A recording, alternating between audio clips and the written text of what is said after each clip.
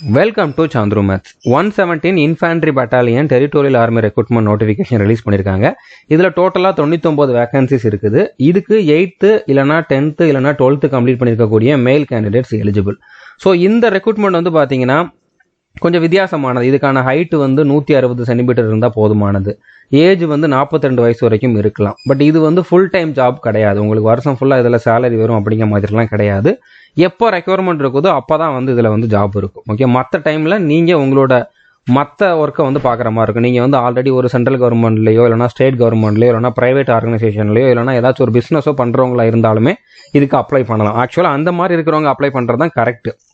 இதை மட்டும் நம்பிக்கிட்டு வந்து நீங்கள் வந்து இருக்க முடியாது. ஓகே, ஏன்னா இதில் வந்து உங்களுக்கு எப்போ ரெக்யர்மெண்ட் இருக்குதோ அப்போ மட்டும்தான் டியூட்டி இருக்கும். மற்ற டைமில் நீங்கள் உங்களுடைய ஓன் டியூட்டிஸ், ஓனாக இருக்கக்கூடிய உங்களோட ஜாபை தான் வந்து பார்க்குற மாதிரி இருக்கும். ஓகே, இது எதுக்காக அப்படின்னா ஒரு சிலருக்கு வந்து அவங்க வேற இடத்துல வேலை பார்த்துக்கிட்டு இருந்தாலும் இந்த மாதிரி ஆர்மிலையும் ஒர்க் பண்ணணும், நாட்டுக்காக சர்வீஸ் பண்ணணும் அப்படிங்கிற மாதிரி நிறைய பேர் வந்து இன்ட்ரெஸ்டடாக இருப்பாங்க. அவங்களுக்கான ஆப்பர்ச்சுனிட்டி தான் இது. ஓகே, நீங்கள் ஒரு ஃப்ரெஷர், நீங்கள் வந்து வேற எந்த வேலைக்கும் போகலை, இதை மட்டும் நம்பிக்கிட்டு பண்ணலாமான்னு கேட்டிங்கன்னா அந்த மாதிரி பண்ணுறது வந்து கரெக்டாக இருக்காது. ஓகே, ஸோ இந்த வீடியோவில் இந்த ரெக்ரூட்மெண்ட் பார்த்தீங்கன்னா A to Z information video தான் பார்க்க போகிறோம். அதாவது இதுக்கான எலிஜிபிலிட்டி என்ன, செலெக்ஷன் ப்ராசஸ் என்ன, அடுத்ததாக இதுக்கான எக்ஸாம் பேட்டர்ன் எந்த மாதிரி இருக்கும், அந்த சிலபஸை வந்து கம்ப்ளீட் பண்ணுறதுக்கு நீங்கள் எங்கே ப்ரிப்பேர் பண்ணலாம், எல்லா டீட்டெயிலுமே பார்க்க போகிறோம். ஸோ வீடியோவை ஸ்கிப் பண்ணாமல் ஃபுல்லாக பார்த்துட்டு நீங்கள் இதுக்கு எலிஜிபிளாக இருந்தால் போய் அட்டன் பண்ணுங்கள். இது வந்து ஒரு ஓப்பன் ரேலி தான், அப்ளை பண்ண வேண்டிய அவசியம்லாம் கிடையாது. டேரெக்டாக நீங்கள் வந்து தேவையான டாக்குமெண்ட்ஸ் எல்லாம் கொண்டு போய் உங்களுக்கான டேட்டில் போய் அட்டன் பண்ணிக்கலாம். ஓகே, இது வந்து கோயம்புத்தூரில் தான் நடக்க போகுது. இந்தியா ஃபுல்லாக எல்லாருமே வந்து அட்டன் பண்ணலாம், ஆனால் கோயம்புத்தூரில் தான் நடக்க போகுது. அதனால் இது வந்து தமிழ்நாட்டுக்காரங்களுக்கு ஒரு அட்வான்டேஜ் இருக்குது. ஓகே, அதுக்கப்புறம் இந்த வீடியோவில் இதுக்கு என்னென்ன டாக்குமெண்ட்ஸ்லாம் நீங்கள் கொண்டு போகணும் அப்படிங்கிறதமே பார்க்க போகிறோம். அதனால் வீடியோவை ஸ்கிப் பண்ணாமல் ஃபுல்லாக பாருங்கள். ஸோ இதில் வந்து பார்த்தீங்கன்னா நவம்பர் 4ஆம் தேதியிலிருந்து 16ஆம் தேதி வரைக்கும் இதுக்கான ரேலி கண்டக்ட் பண்ணுறாங்க. எங்கன்னு பார்த்தீங்கன்னா PRS கிரவுண்ட் கோயம்புத்தூரில் தான். ஓகே, இப்போ இதில் தமிழ்நாட்டில் இருக்கவங்களுக்கு வந்து என்ன டேட் அப்படின்னா இந்த டிஸ்ட்ரிக்ட்லாம், அதாவது அரியலூர், செங்கல்பட்டு, கடலூர், தருமபுரி, திண்டுக்கல், கள்ளக்குறிச்சி, காஞ்சிபுரம், கரூர், கிருஷ்ணகிரி, மயிலாடுதுறை, நாகப்பட்டினம், நாமக்கல், நீலகிரி, பெரம்பலூர், புதுக்கோட்டை, ராணிப்பேட்டை, தஞ்சாவூர், திருப்பத்தூர், திருவள்ளூர், திருவாரூர், வேலூர், விழுப்புரம், இந்த டிஸ்ட்ரிக்ட்ல இருக்கிறவங்கலாம் வந்து பார்த்தீங்கன்னா நவம்பர் 7ஆம் தேதி போய் அட்டன் பண்ணிக்கலாம். காலையில் 5 மணிக்கு ரிப்போர்ட் பண்ணணும். ஓகே, அதே மாதிரி மற்ற டிஸ்ட்ரிக்டில் இருக்கிறவங்க எல்லாருமே, அதாவது சென்னை, கோயம்புத்தூர், ஈரோடு, கன்னியாகுமரி, சேலம், மதுரை, ராமநாதபுரம், சிவகங்கை, தென்காசி, தேனி, தூத்துக்குடி, திருச்சி, திருவண்ணாமலை, திருநெல்வேலி, திருப்பூர், விருதுநகர், இந்த டிஸ்ட்ரிக்ட்ல இருக்கவங்கலாம் 8ஆம் தேதி போய்க்கலாம். ஓகே, நவம்பர் 8ஆம் தேதி காலையில் 5 மணிக்கு வந்து ரிப்போர்ட் பண்ணணும். கேரளாவில் இருக்கவங்களுக்குமே இதில் வந்து கொடுத்துருக்காங்க. மற்ற ஸ்டேட்டில் இருக்கவங்களுக்கு எந்தெந்த டேட் அப்படிங்கிறதையும் கொடுத்துருக்காங்க. ஓகே, ஸோ நீங்கள் தமிழ்நாட்டில் இருந்தீங்க அப்படின்னா உங்களோட டிஸ்ட்ரிக்ட் என்ன அப்படிங்கிறத பார்த்துட்டு எந்த டேட் அப்படிங்கிறத வந்து நோட் பண்ணிக்கோங்க. ஓகே, இந்த டேட்டில் நீங்கள் வந்து டேரெக்டாக போய் அட்டன் பண்ணிக்கலாம். தேவையான டாக்குமெண்ட்ஸ் கொண்டு போனாலே போதுமானது. ஓகே, இப்போ இதில் வந்து டோட்டலாக 99 வேகன்சிஸ் இருக்குது. இதில் வந்து GDயில் 82 வேகன்சி இருக்குது. இதுக்கு வந்து 10th கம்ப்ளீட் பண்ணியிருந்தா போதும். இதுக்கு வேற என்ன எலிஜிபிலிட்டி இருக்கணும் அப்படிங்கிறத பார்க்கலாம். அடுத்ததாக வந்து மற்றது எல்லாமே வந்து ட்ரேட்ஸ்மேன் தான். கிளர்க்கு தவிர, கிளர்க்கில் வந்து ஒரு 3 வேகன்சி இருக்குது. ஓகே, மற்ற எல்லாமே ட்ரேட்ஸ்மேன் தான். இதில் செஃப்க்கு 5 வேகன்சி இருக்குது, ஹேர் ட்ரெஸ்ஸருக்கு வந்து 2 வேகன்சி இருக்குது, செஃப் ஸ்பெஷலுக்கு வந்து 1 வேகன்சி இருக்குது, வாஷர்மேனுக்கு 2 வேகன்சி இருக்குது, ஆர்டிசன் வுட் ஒர்க்குக்கு வந்து பார்த்தீங்கன்னா 1 வேகன்சி இருக்குது. இப்போ நான் சொன்ன எல்லா ட்ரேட்ஸ்மேனுக்குமே வந்து எக்ஸாக்டாக என்ன குவாலிஃபிகேஷன் அப்படிங்கிறத இவங்க கொடுக்கல. பட் இதுக்கெல்லாம் வந்து 10th தான் இருக்கும். ஓகே, ஹவுஸ் கீப்பருக்கு வந்து 8th குவாலிஃபிகேஷனில் இருக்கிறவங்க அப்ளை பண்ணலாம். இதுக்கு வந்து 3 வேகன்சி இருக்குது. இந்தியா ஃபுல்லாகவே 99 வேகன்சி தான். அப்படிங்கிறப்போ இதில் வந்து காம்படிஷன் ரொம்பவே ஹெவியாக இருக்கும். ஸோ நீங்கள் ஃபிசிக்கலும் நல்லா பண்ணணும், அதே மாதிரி மார்க்கும் நல்லா எடுக்கணும். ரிட்டன் எக்ஸாம்லேயே மார்க் நல்லா எடுக்கணும். அப்படி இருந்தால் மட்டும்தான் உங்களால் வந்து இதில் செலெக்ஷன் ஆகிறதுக்கு பாசிபிலிட்டி இருக்குது. ஓகே, ஸோ புரிஞ்சிருக்குன்னு நினைக்கிறேன். இப்போ இதில் வந்து இந்தந்த போஸ்ட்டுக்கு இந்த எஜுகேஷன் குவாலிஃபிகேஷன் அப்படிங்கிறத அவங்க நோட்டிஃபிகேஷனில் கொடுக்கல. பட் நான் வந்து உங்களுக்கு அக்னிவீரோட நோட்டிஃபிகேஷன் இருக்குல்ல, அதுலேருந்து எடுத்திருக்கேன். ஏன்னா மற்ற எல்லாமே அக்னிவீரில் இருக்கிற மாதிரியே தான். இதில் ஹைட்டு மட்டும்தான் கொஞ்சம் வித்தியாசமாக இருக்கும், ஏஜ் வந்து அதிகமாக இருக்கும். மற்ற எல்லாமே சிலபஸ் எல்லாமே வந்து அக்னிவீரில் இருக்கிற மாதிரியே தான். அப்படின்றனால அதில் கொடுத்துருந்த ஒரு சில டீட்டெயில்ஸையும் இதில் நான் வந்து லிங்க் பண்ணி சொல்லியிருக்கேன். ஓகே, அதில் எதுவும் தப்பாக இருந்தால் நீங்கள் கமெண்ட் பண்ணி சொல்லலாம். மேக்ஸிமம் தப்பாக இருக்காது, கரெக்டாக தான் இருக்கும். இப்போ இதில் எல்லா போஸ்ட்டுக்குமே வந்து ஏஜ் லிமிட் சேம் தான். 18லேருந்து 42 வயசு வரைக்கும் இருக்கிறவங்க வந்து அப்ளை பண்ணிக்கலாம். ஓகே, இப்போ இதில் வந்து எஜுகேஷன் குவாலிஃபிகேஷன் பற்றி பார்க்கலாம். இப்போ ஜிடிக்கு வந்து 10th பாஸ் பண்ணியிருக்கணும்.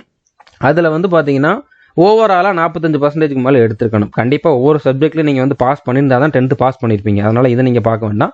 ஓவராலாக 45% மேலே இருக்கணும். இதுதான் நார்மலாக GDக்கு இருக்கக்கூடிய எலிஜிபிலிட்டி. ஓகே, அடுத்ததாக கிளர்க்குக்கு வந்து நீங்கள் 12th பாஸ் பண்ணியிருக்கணும். 12th வந்து எந்த குரூப் வேணாலும் படிச்சிருக்கலாம், ஆனால் ஓவராலாக வந்து 60% மேலே எடுத்திருக்கணும். அதே மாதிரி மினிமம் ஒவ்வொரு சப்ஜெக்ட்லேயுமே வந்து 50% எடுத்திருக்கணும்.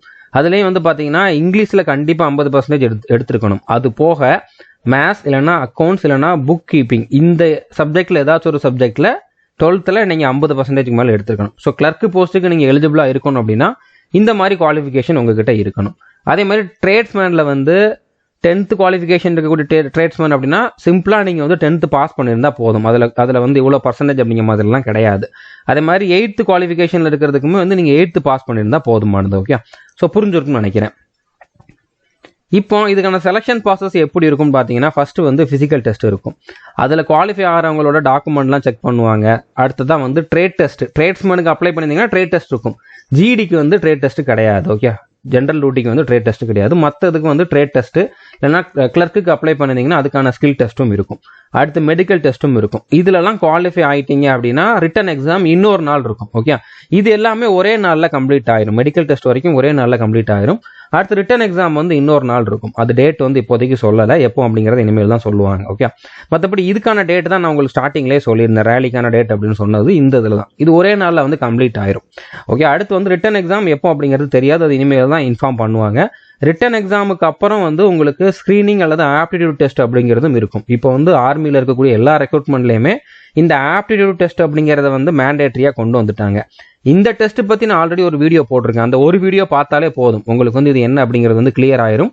டிஸ்கிரிப்ஷனில் அதுக்கான லிங்க்கும் நான் வந்து ப்ரொவைட் பண்ணுறேன். அதே மாதிரி ரிட்டன் எக்ஸாமுக்கான சிலபஸ் வந்து நம்மளோட கோர்ஸில் அவைலபிளாக இருக்குது. அதை மட்டும் நீங்கள் படித்தா போதுமானது. ஓகே, இதுக்கு வேற என்ன எலிஜிபிலிட்டி இருக்கணும் அப்படிங்கிறத பார்க்கலாம். இப்போ நீங்கள் வந்து எந்த ஜோனில் போய் அட்டன் பண்ண போறீங்களோ, அதாவது இப்போ நீங்கள் தமிழ்நாட்டில் இந்தந்த டிஸ்ட்ரிக்ட்டுக்கு இந்தந்த நாள்னு சொல்லியிருந்தேன்ல, ஸோ நீங்கள் அந்த நாள் போறீங்கன்னா அந்த டிஸ்ட்ரிக்டில் தான் நீங்கள் வந்து பிறந்து வளர்ந்தவராக இருக்கணும். ஓகே, உங்களோட நேட்டிவிட்டி வந்து அந்த டிஸ்ட்ரிக்டாக தான் இருக்கணும். அப்படி இருக்கிறவங்க தான் அட்டன் பண்ண முடியும். ஓகே,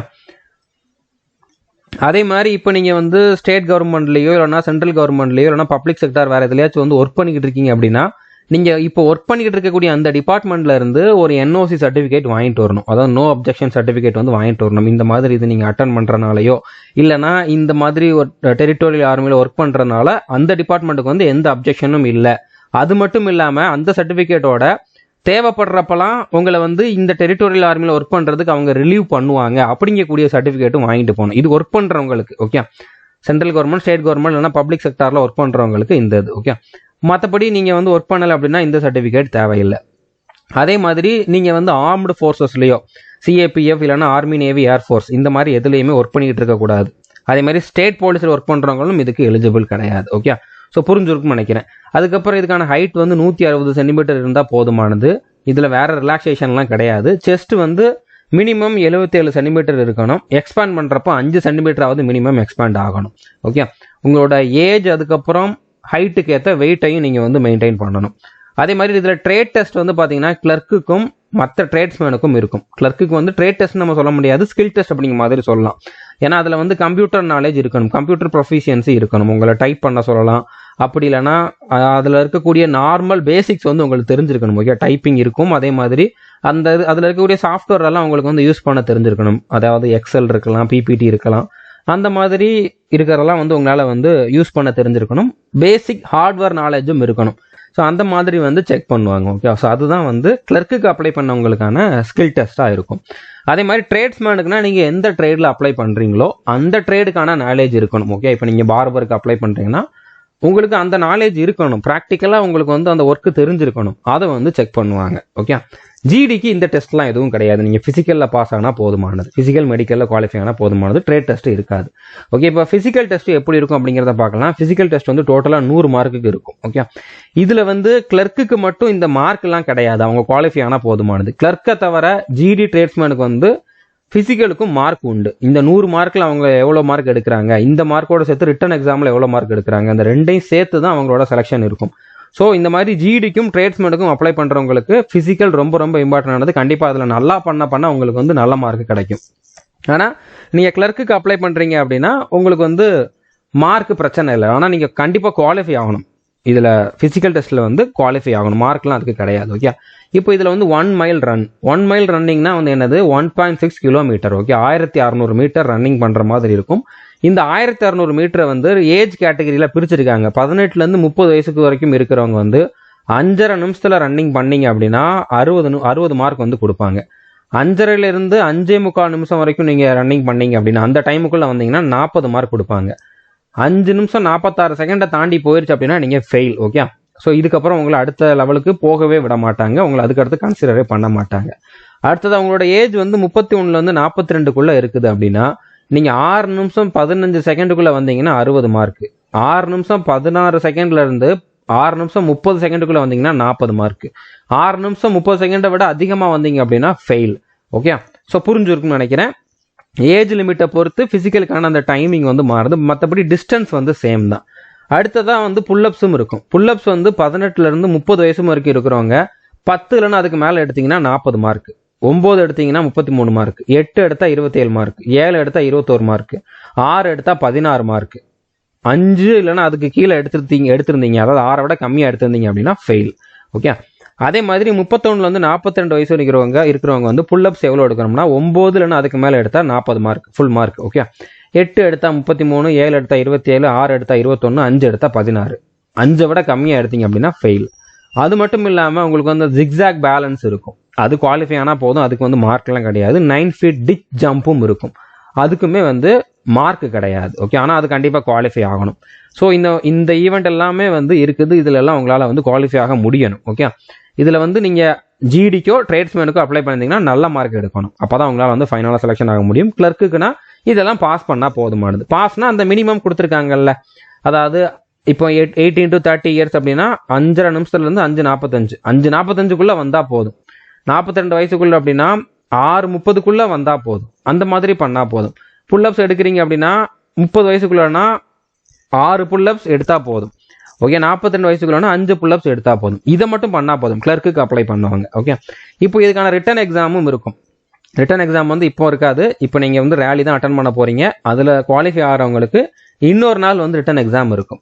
அது எப்படி இருக்கும் அப்படின்னு பார்த்தீங்கன்னா ஒரே ஒரு பேப்பர் தான், அது வந்து அப்ஜெக்டிவ் டைப்பில் தான் இருக்கும். அதாவது ஒரு கொஸ்டின் கொடுத்துருப்பாங்க, அதுக்கு 4 ஆப்ஷன் கொடுத்துருப்பாங்க, அந்த 4 ஆப்ஷனில் எது கரெக்டான ஆப்ஷன் அப்படிங்கிறத நீங்கள் சூஸ் பண்ணுற மாதிரி இருக்கும். அதுக்கு 2 மணி நேரம் டைம் கொடுப்பாங்க. எத்தனை கொஸ்டின் இருக்கும் அப்படிங்கிறத நம்ம வந்து பார்க்கலாம். ஓகே, இதில் வந்து கொஸ்டினோட லாங்குவேஜ் வந்து இங்கிலீஷ், ஹிந்தி 2 லாங்குவேஜில் மட்டும்தான் இருக்கும். நீங்கள் இங்கிலீஷில் இருக்கிறத மட்டும் அட்டன் பண்ணனா பண்ணிக்கலாம், தமிழில் இருக்காது. அதுக்கப்புறம் இதில் நெகட்டிவ் மார்க்கும் கிடையாது. இது இன்னொரு அட்வான்டேஜ், நீங்கள் எல்லா கொஸ்டினையுமே வந்து அட்டன் பண்ணலாம், நெகட்டிவ் மார்க்கு கிடையாது. ஓகே, இப்போ இதில் வந்து எக்ஸாம் பேட்டர்ன் என்ன அப்படிங்கிறத பார்க்கலாம். இப்போ GT 10th pass. Okay, 10th பாஸாக இருந்தால் போதுமானது. இப்போ சோல்ஜர் ஜிடிக்கு வந்து மொத்தமாக வந்து 50 கொஸ்டின் கேட்பாங்க.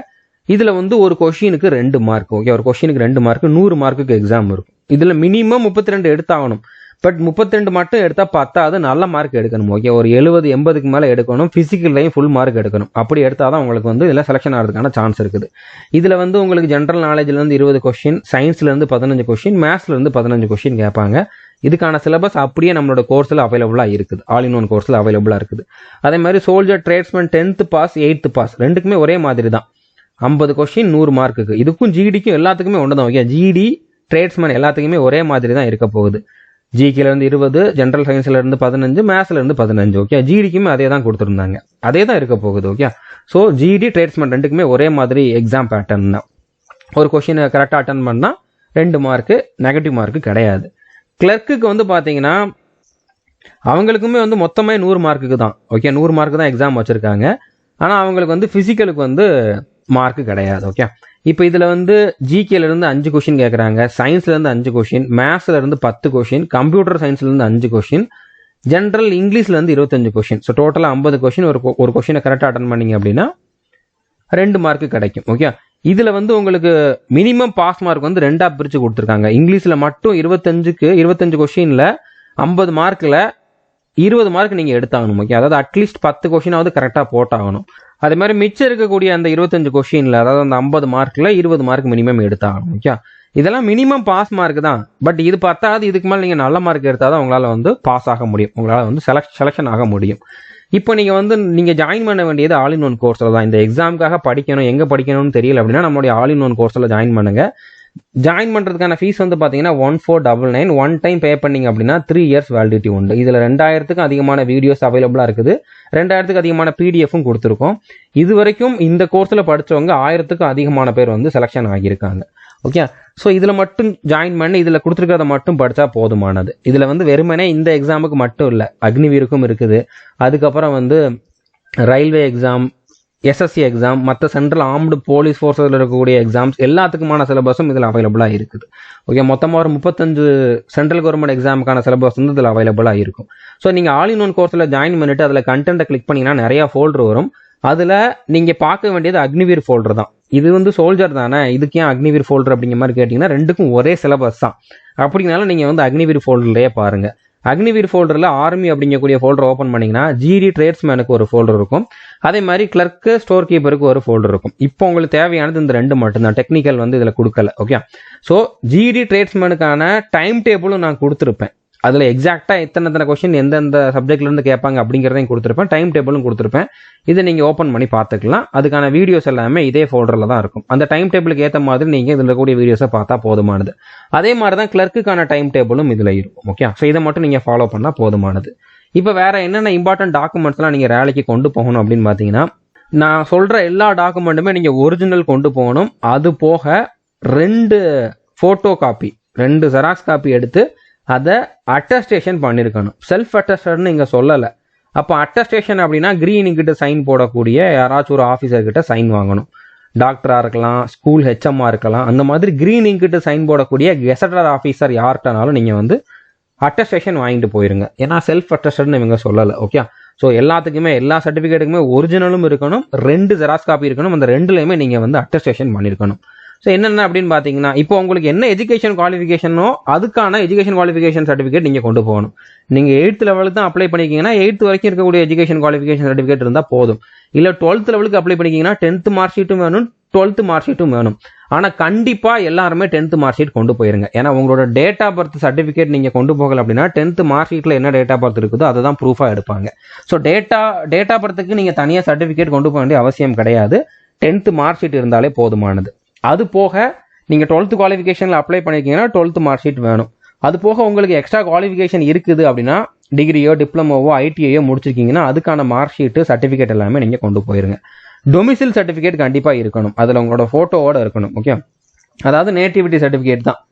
நேட்டிவிட்டி மட்டும்தான் டொமிசிலாக வந்து இப்போலாம் அக்செப்ட் பண்ணுறாங்க. ஓகே, நீங்கள் வந்து ரெசிடென்சியல் சர்டிஃபிகேட் வாங்கலாமா அப்படிங்கிற மாதிரி கேட்டிங்கன்னா அதை வந்து அக்செப்ட் பண்ணலை. ஸோ நேட்டிவிட்டி சர்டிஃபிகேட் கண்டிப்பாக கொண்டு போகணும், வித் ஃபோட்டோகிராஃபோட இருக்கணும், உங்களோட ஃபோட்டோ அதில் இருக்கணும்.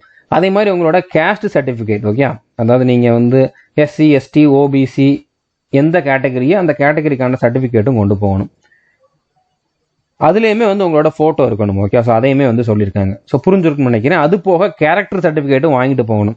கேரக்டர் சர்டிஃபிகேட் வந்து பார்த்தீங்கன்னா வில்லேஜ் சர்பஞ்சுன்னு சொல்லியிருக்காங்க, அதாவது உங்களுடைய பஞ்சாயத்து தலைவர் அவங்ககிட்ட வாங்கிட்டு போகலாம், முனிசிபல் கார்பரேஷனில் வாங்கிட்டு போகலாம், இல்லைனா உங்களுடைய ஏரியாவில் இருக்கக்கூடிய போலீஸ் ஸ்டேஷனில் வாங்கிட்டு போகலாம். அடுத்ததாக நீங்கள் எங்கே படிச்சிங்களோ அந்த இன்ஸ்டியூட்டில் இருக்கக்கூடிய ஹெச்எம்கிட்ட கூட நீங்கள் வந்து வாங்கிட்டு போகலாம். ஓகே, ஸோ நார்மலாக நீங்கள் வந்து ஒன்று போலீஸ்கிட்ட வாங்கிட்டு போங்க, இல்லைனா நீங்கள் படித்த ஸ்கூலில் வாங்கிட்டு போங்க. உங்களோட கேரக்டர் சர்டிஃபிகேட் வந்து ஸ்கூலில் வாங்கிட்டு போகிறதே போதுமானது, ஏதாச்சும் ஒன்று இருந்தால் போதும். ஆனால் அது வந்து ரீசெண்டாக வாங்கியிருக்கணும், லாஸ்ட் 6 மந்த்துக்குள்ளே வாங்கியிருக்கணும் அப்படிங்கிற மாதிரி தான் சொல்லியிருக்காங்க. ஓகே, ஸோ புரிஞ்சிருக்குன்னு நினைக்கிறேன். இது கண்டிப்பாக இருக்கணும், இந்த டாக்குமெண்ட்லாம் கண்டிப்பாக இருக்கணும். அதே மாதிரி நீங்கள் மேரீடா அன்மேரிடா அப்படிங்கக்கூடிய சர்டிஃபிகேட்டும் கேட்டிருக்காங்க. அது வந்து முனிசிபல் கார்பரேஷன் இல்லைனா வில்லேஜ் சர்பஞ்ச். அதாவது வில்லேஜ் சர்பஞ்ச்னா உங்களுடைய கிராமத்தில் இருக்கக்கூடிய அந்த பிரசிடெண்ட்டை தான் சொல்கிறாங்க. ஓகே, ஸோ அவங்க கிட்டயோ இல்லைனா முனிசிபல் கார்பரேஷன்லேயோ வந்து இப்போ கடைசியாக ஒரு 6 மந்த்துக்குள்ளே சர்டிஃபிகேட் வாங்கியிருக்கணும். நீங்கள் மேரீடா இல்லைனா அன்மேரிடா அப்படிங்கக்கூடிய ஒரு சர்டிஃபிகேட்டும் கேட்டிருக்காங்க. அதுக்கு ஃபார்மேட் எதுவும் இவங்க கொடுக்கல. ஸோ நீங்கள் நார்மலாக அவங்கக்கிட்ட எழுதி வாங்கினா போதுமானது, அவங்களோட சீல் வச்சு சைன் வாங்கினா போதுமானது. அடுத்து கண்டிப்பாக பேன் கார்டு ஆதார் கார்டு 2மே கேட்டிருக்காங்க. ஓகே, ஸோ இது வரைக்கும் உங்ககிட்ட பேன் கார்டு இல்லை அப்படின்னா நீங்கள் அப்ளை பண்ணி வாங்கிருங்க. நீங்கள் இதில் ஃபைனலாக என்ரோல் ஆகணும் அப்படின்னா கண்டிப்பாக பேன் கார்டு இருக்கணும். ஓகே, இப்போ கூட இல்லைனா ஓரளவு அக்செப்ட் பண்ணுறதுக்கு வாய்ப்பு இருக்குது, பட் கொண்டு போகிறதுக்கு ட்ரை பண்ணுங்கள், முடிஞ்ச அளவு வாங்குறதுக்கு ட்ரை பண்ணுங்கள். ஓகே, ஆனால் ஆதார் கார்டு கண்டிப்பாக எல்லா டைமும் இருக்கும், அதை வந்து கொண்டு போயிருங்க. நீங்கள் வந்து ஸ்போர்ட்ஸில் இதுலேயும் இருந்திருந்தீங்க, மினிமம் நீங்கள் வந்து ஸ்டேட் லெவல்லையோ இல்லைனா யூனிவர்சிட்டி லெவல்லையோ விளையாண்டுருந்தீங்க அப்படின்னா அந்த சர்டிஃபிகேட் இருந்தால் அதை நீங்கள் வந்து கொண்டு போகலாம். இது வந்து கண்டிப்பாக எல்லாரும் கொண்டு போகணும் அப்படிங்கிற மாதிரி கிடையாது. அடுத்ததாக 20 ஃபோட்டோ கொண்டு போகணும். உங்களோட recent passport size photo white colour பேக்ரவுண்டில் எடுத்ததாக இருக்கணும். அதுவும் இப்போ ஒரு கடந்த 3 மாதத்துக்குள்ளே எடுத்த ஃபோட்டோவாக இருக்கணும்.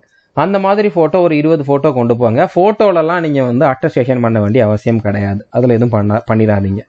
இப்போ 8th குவாலிஃபிகேஷனில் இருக்கக்கூடிய போஸ்ட்டுக்கு தான் நீங்கள் அப்ளை பண்ணுறீங்க அப்படின்னா 8th மார்க் ஷீட் இருக்கணும். நார்மலாக அது இருக்காது, நீங்கள் ஸ்கூலில் போய் கேட்டு வாங்குங்க. ஓகே, ஸோ அந்த மாதிரி போஸ்ட் தான் நீங்கள் வந்து அட்டன் பண்ண போகிறீங்க. இதுக்கு அப்ளை பண்ணுற ஆப்ஷன்லாம் கிடையாது. அட்டன் பண்ண போகிறீங்க அப்படின்னா 8th மார்க் ஷீட் இருக்கணும். ஓகே, அதுக்கப்புறம் டிசியும் இருக்கணும். இது ரெண்டும் நீங்கள் வந்து கொண்டு போகணும் அப்படிங்கிறத சொல்லியிருக்காங்க. ஸோ அதை வந்து நீங்கள் மறக்காமல் கொண்டு போயிருங்க. வேற ஒரு சில இம்பார்ட்டன்ட் பாயிண்ட்ஸ் அப்படின்னு கேட்டிங்கன்னா, இது வந்து வாலண்டரி ஆர்கனைசேஷன் தான். பார்ட் டைமில் தான் இதில் உங்களுக்கு ஜாப் இருக்கும். ஃபுல் டைமாலாம் இதில் வந்து உங்களுக்கு வேலை கொடுக்க மாட்டாங்க. ஓகே, ஃபுல் சம்பளம் அப்படிங்கிற மாதிரி வருஷம் ஃபுல்லாக சம்பளம் அப்படிங்கிற மாதிரிலாம் இல்லை, இதில் வந்து இருக்காது. ஓகே, அதே மாதிரி இதில் வந்து மினிமம் 7 இயர்ஸ் வரைக்கும் ஒர்க் பண்ணலாம். அதுக்கப்புறம் எக்ஸ்டென்ஷன் பண்ணுறது பண்ணாதது வந்து அந்த டிபார்ட்மெண்ட்டோட தேவையை பொறுத்தது, அவங்க எடுக்கிற டிசிஷன் தான். இதில் நீங்கள் லைஃப் லாங் ஒர்க் பண்ணலாம் அப்படிங்கிற மாதிரிலாம் கிடையாது. 7 வருஷம் வரைக்கும் இப்போதைக்கு நீங்கள் செலெக்ஷன் ஆனீங்கன்னா ஒர்க் பண்ணிக்கலாம். இதில் பென்ஷன் இருக்கும் அப்படிங்கிற மாதிரி கன்ஃபார்மாலாம் அவங்க சொல்ல முடியாது அப்படிங்கிற மாதிரி சொல்லிட்டாங்க. அதுக்கப்புறம் இதில் செலெக்ஷன் ஆனீங்க அப்படின்னா நீங்கள் இந்தியாவுக்குள்ளே எங்கே வேணாலும் உங்களுக்கு ட்ரைனிங் போடலாம், ஈவன் அப்ராடில் கூட ட்ரைனிங் போடலாம் அப்படிங்கிறதையும் சொல்லியிருக்காங்க. ஸோ புரிஞ்சிருக்குன்னு நினைக்கிறேன். நான் உங்களுக்கு நோட்டிஃபிகேஷனில் கொடுத்துருந்த மேக்ஸிமம் இன்ஃபர்மேஷன் எல்லாத்தையுமே சொல்லிட்டேன். அது போக எக்ஸ்ட்ரா இன்ஃபர்மேஷனும் சொல்லியிருக்கேன். உங்களுக்கு வேறு எதுவும் டவுட் இருந்தால் கமெண்ட்டில் கேளுங்க. நான் கண்டிப்பாக அடுத்த வீடியோவில் அந்த எல்லா டவுட்டுக்குமே சேர்த்து அதை கிளியர் பண்ணுற மாதிரி என்னால் முடிஞ்ச அளவு இன்ஃபர்மேஷன் கலெக்ட் பண்ணி வீடியோ போடுறேன். All the best. தேங்க்யூ.